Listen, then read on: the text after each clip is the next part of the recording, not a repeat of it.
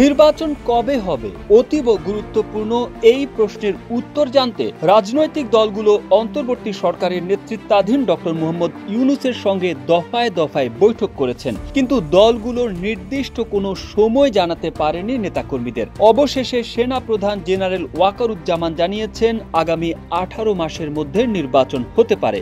যে কোনো পরিস্থিতিতে অন্তর্বর্তী সরকারকে পূর্ণ সমর্থনের অঙ্গীকার ব্যক্ত করেন তিনি। শুধু তাই নয়, যত বাধাই আসুক আগামী 18 মাসের মধ্যে যাতে নির্বাচন হতে পারে সেজন্য গুরুত্বপূর্ণ সংস্কারগুলো সম্পন্ন করতে এই সরকারকে সমর্থনের প্রতিশ্রুতি দিয়েছেন সেনাপ্রধান। রয়টার্সকে দেওয়া এক সাক্ষাৎকারে সেনাবাহিনী প্রধান এসব কথা বলেন।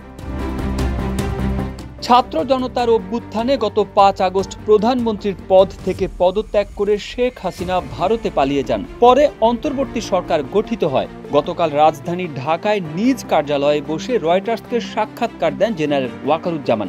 একমাত্র ওয়ালটন এসি দিচ্ছে 1 বছরের রিপ্লেসমেন্ট গ্যারান্টি। সেনাবাহিনী রাজনীতিতে হস্তক্ষেপ করবে না, সামরিক বাহিনীকে রাজনৈতিক প্রভাব থেকে মুক্ত করার একটি রূপরেখা তিনি দেন। আর ডক্টর ইউনূসের প্রসঙ্গে তার বক্তব্য হলো, আমি তার পাশে থাকব যাই হোক না কেন, যাতে তিনি তার মিশন সম্পন্ন করতে পারেন।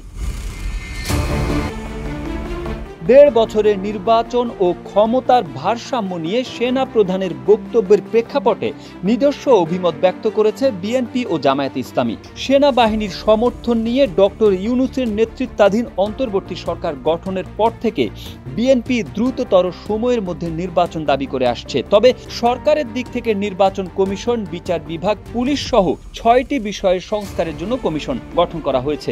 এসব কমিশন 1 অক্টোবর থেকে কাজ শুরু করে পরবর্তী 3 মাসের মধ্যে রিপোর্ট দেওয়ার কথা। সেনা প্রধান 18 মাসের মধ্যে নির্বাচনের বিষয়ে যে মন্তব্য করেছে সে বিষয়ে বিএনপির মহাসচিব মির্জা ফখরুল ইসলাম আলমগীর জানায়, নির্বাচন যত দ্রুত হবে ততই জাতির জন্য মঙ্গল। সংস্কার প্রক্রিয়া জনগণের অংশগ্রহণ জরুরি, সেজন্যই নির্বাচনের সরকার দরকার। অন্যদিকে জামায়াতে ইসলামীর একটি সূত্র জানিয়েছে, সেনা প্রধানের বক্তব্য দলের সভায় পর্যালোচনা করা হবে। হাসিনা ক্ষমতাচ্যুত হওয়ার কয়েক সপ্তাহ আগে সেনা প্রধানের দায়িত্ব গ্রহণ করেছিলেন জেনারেল ওয়াকারুজ্জামান। তার মতে, সংস্কারের ধারাবাহিকতায় 1 থেকে 1.5 বছরের মধ্যে গণতন্ত্রের উত্তরণ ঘটা উচিত। তবে সেজন্য তিনি ধৈর্য ধরার প্রয়োজনীয়তার উপর জোর দেন।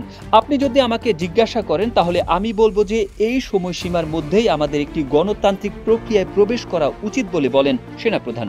অন্তর্বর্তী সরকারের প্রধান উপদেষ্টা ডক্টর ইউনূসের সঙ্গে তিনি প্রতি সপ্তাহে সাক্ষাতের কথা জানান এবং বলেন তাদের মধ্যে খুব ভালো সম্পর্ক রয়েছে। অস্থির সময়ের পর দেশকে স্থিতিশীল করার জন্য সরকারের প্রচেষ্টাকে সমর্থন দিয়ে যাচ্ছে সেনাবাহিনী।